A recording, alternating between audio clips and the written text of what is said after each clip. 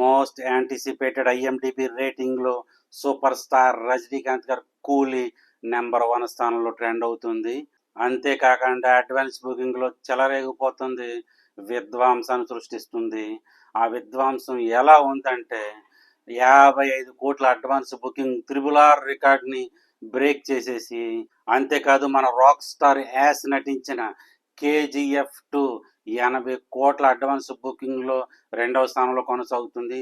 దాన్ని కూడా కూసాలతో పెకలించి 100 కోర్స్ వైపు అడుగులు వేసుకుంటూ వెళ్ళిపోతుంది. మరో అద్భుతం ఏంటంటే లోకేష్ కనకరాజు గారు తీసుకున్న నిర్ణయం ఏంటంటారా? ఇప్పుడు కూలీ LCAలో పార్ట్ కాదన్నా సరే ఇంత హైపు, ఇంత క్రేజ్ ఏర్పడడానికి కారణం పెద్ద పెద్ద బడా హీరోలు అందరూ అందులో యాక్ట్ చేయడం. ఇక సర్ప్రైజ్ ఏంటంటే అందులో యాక్ట్ చేస్తున్న ప్రతి హీరో కూడా 50+. రజనీకాంత్ గారిని తీసుకుంటే 75, ఉపేంద్ర గారిని తీసుకుంటే 60+, అలాగే నాగార్జున తీసుకుంటే 50+, ఈవెన్ అమీర్ ఖాన్ గారు కూడా 50+. సో అందులో యాక్ట్ చేస్తున్న ప్రతి హీరో కూడా 50+. వింటేజ్ హీరో పెద్దవాళ్ళని తీసుకుని లోకేష్ కనకరాజు చేస్తున్న అటెంప్ట్ నిజంగా చాలా డేరింగ్ అండ్ డాషింగ్ అనే చెప్పాలి. సాధారణమైన విషయం కాదు. ఎందుకంటే కుర్ర హీరోలతో డాన్సులు వేయించు, ఫైట్ చేయించు, జిమ్నాస్టిక్ చేయొచ్చు, ఏవో మ్యాజిక్లు చేయొచ్చు. కానీ పెద్ద హీరోలకు ఒక బాడీ లాంగ్వేజ్ ఉంటుంది. ఆ బాడీ లాంగ్వేజ్ కొన్ని మూమెంట్లకే వర్క్ అవుతుంది. ఈవెన్ ఫైట్లకైనా, ఈవెన్ డాన్సులకైనా, ఈవెన్ డైలాగ్ డెలివరీస్కైనా సరే. మరి ఇంతమందిని తీసుకుని పెద్దవాళ్ళని లోకేష్ కనకరాజు చేస్తున్న విధ్వంసం నిజంగా ఆశ్చర్యానికి గురి చేస్తుంది. వార్ 2 కలెక్షన్ చెప్దామని నేను ప్రిపేర్ అవుతే కూలీ కలెక్షన్ చెప్పవలసి వస్తుంది. నిజంగా ఇది వండర్. ఇలాంటి వండర్స్ అప్పుడప్పుడు జరుగుతాయి. అది లోకేష్ కనకరాజు బ్రాండ్ అనే దాని మీద ఆధారపడి ఉన్నది. ఆ లోకేష్ కనకరాజు చేసిన సినిమాలు ఎలా ఉన్నాయంటే ఇంతవరకు మైండ్లోంచి పోలేదు. ఖైదీ కానీ, విక్రమ్ కానీ, లియో కానీ. ఇంకో అద్భుతం ఏంటో చెప్పమంటారా? బీస్ట్ డే 1 కలెక్షన్స్లో 35 కోట్లు నెంబర్ 1 స్థానంలో ట్రెండ్ అవుతుంది. అది అవ్వలీలగా కోసాలతో పిగిలించి అవతల పాడేసి స్టేజ్లో కూలీ టర్న్ అవుతుంది. అంతేకాదు మరో అద్భుతం సృష్టించబోతుంది కూలీ.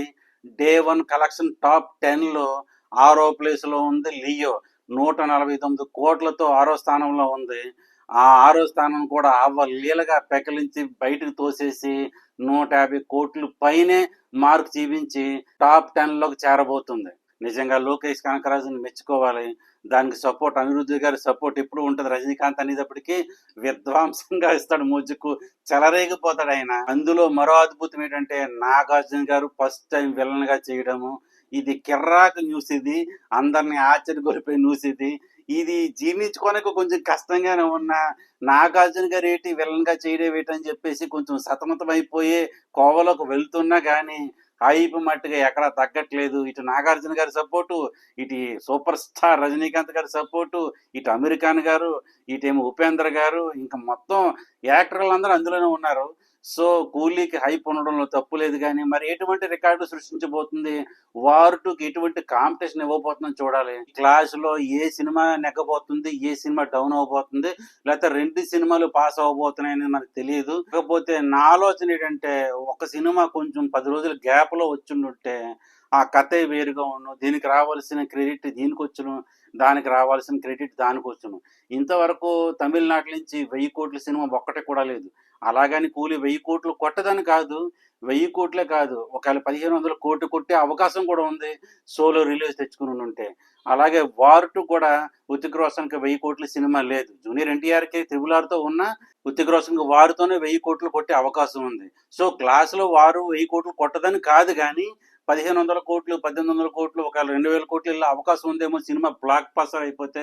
మరి ఆ ఛాన్స్ని మిస్ చేసుకున్నారు అనుకుంటున్నాను. ఈ క్లాస్కి దిగి ఈ క్లాస్ అనేది ఎప్పుడు అవుతుందో మరి అప్పుడు మరి సినిమా ప్రజలు బాగుపడతారు, ప్రొడ్యూసర్లు బాగుపడతారు, డైరెక్టర్లు బాగుపడతారు. ఫర్ ఎగ్జాంపుల్ టాలీవుడ్ నుంచి 1000 కోట్ల సినిమాలు ఎన్ని ఉన్నాయని చూస్తారు, బాలీవుడ్ నుంచి 1000 కోట్ల సినిమాలు ఎన్ని ఉన్నాయని చూస్తారు, కోలీవుడ్ నుంచి 1000 కోట్ల సినిమా కూడా లేదు అంటున్నారు. ఆ కోలీవుడ్ సినిమాలో 2 హీరోలు యాక్ట్ చేశారా, లేకపోతే 3 యాక్ట్ చేశారా, లేకపోతే కూలీలాగా ఒక 6 మంది, డజన్ మంది యాక్ట్ చేశారా అనేది చూడరు.